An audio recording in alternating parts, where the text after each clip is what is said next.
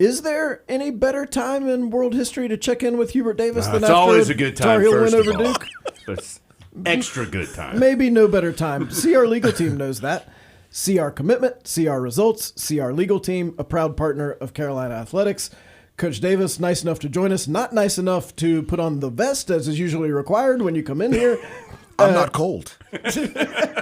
My chest isn't cold.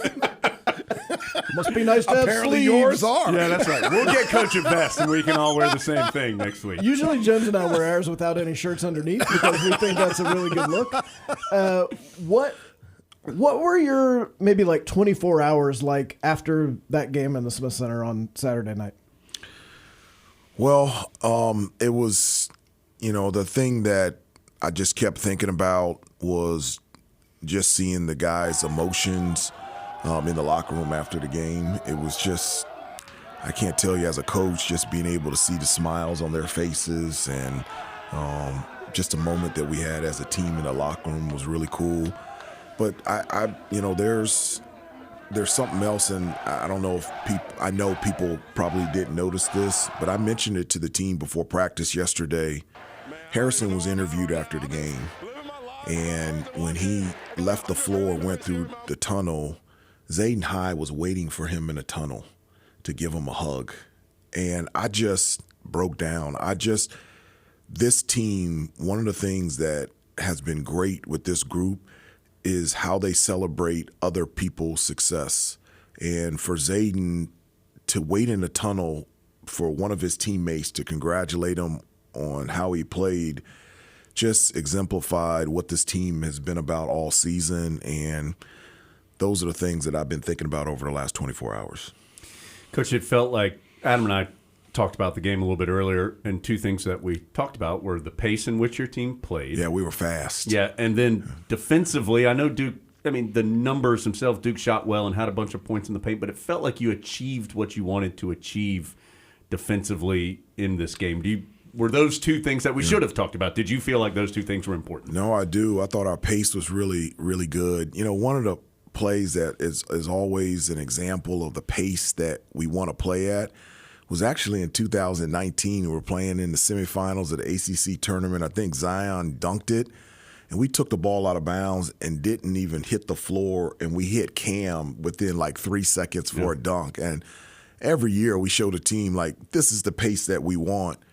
Like, we had a number of plays like that. They scored, and we got the ball out of the ball quick, advanced it up the floor, and Seth got a layup.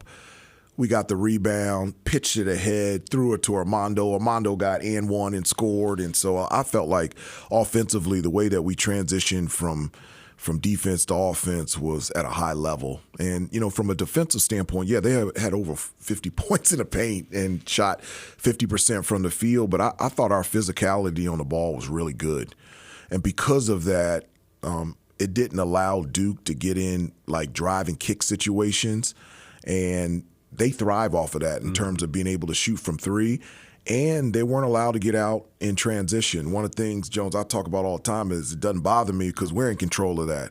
And so if you make shots, you take good shots, you get to the free throw line, you take care of the basketball, you're never in transition defense. And we made shots, we took good shots, we got to the free throw line, and we only had 5 turnovers. And so they were always going up against our set defense. So I thought that was good news for us.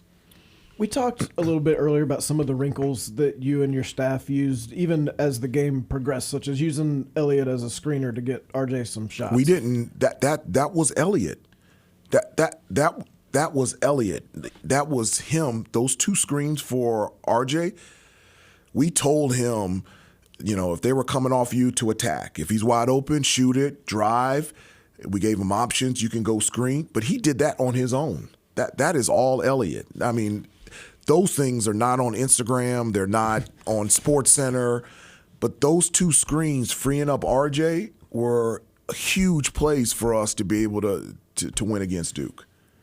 So what do you think has enabled him to get to the point where he's comfortable enough with the college game to figure out on a day he's not having the best shooting luck, right, how can he impact the game? That's something we always talk about, there's so many ways that you can impact and help a team win, and that and we highlight that after during practices and games, we talk about that. We allow them to see how impactful those plays are. And that's another thing that I mentioned to the team before practice yesterday. I said, guys, those 2 screens were elite.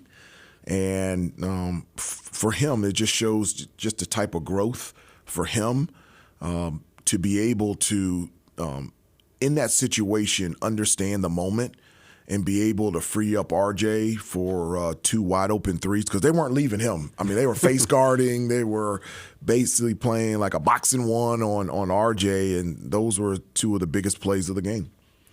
Coach, I know you had some official visitors this weekend, and we can't talk about individual guys, obviously, but what is your goal when you have guys in and you're trying to I like them to commit on spot immediately. When you are trying to present Carolina basketball to young men when they come in and to their families, what are some of the things you're trying to show them? Well, number one is just the type of relationships that we have with the players, and, the foundation of this program has always been about relationships. And so, it's not – I think official visits, one of the things that I want them to see is how we are day to day. I never want official visits or any type of visits to do something that we normally don't do day to day. Because when they get here, they go, "What about this? We don't go to Topgolf every day." No, we do not. And I think the biggest thing outside of basketball, even more so, is I always tell the guys, you can't play for me unless you know me, and I can't coach you unless I know you. Like, we got to spend a lot of time together. So during visits, I just spend, us and the coaching staff and the recruits and their parents, we spend a lot of time together. And I think building relationships with them is the most important thing in terms of getting a commitment. And it was a great weekend to have those type of conversations and develop those relationships. Has the chemistry of this year's team taught you anything about how to build a team in this era? No. No. I just, for whatever reason, their games connect and their personalities connect. They just do. And if there was a formula, everybody would do it. And,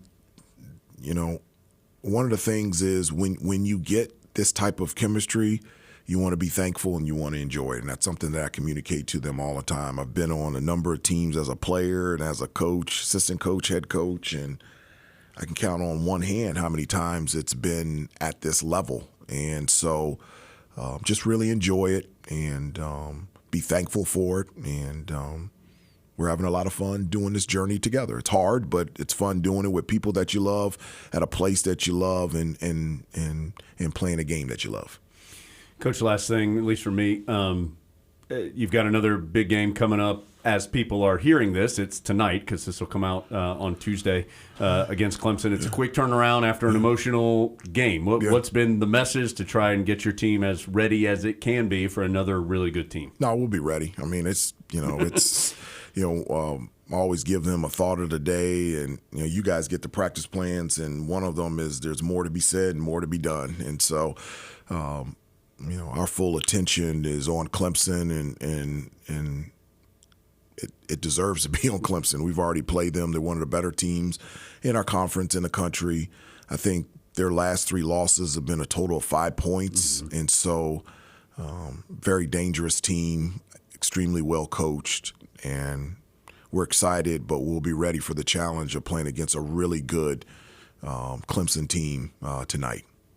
So hoping for a Tar Heel win over Clemson. Yeah. We'll get Coach Davis a vest. These are all things that we have on our future list.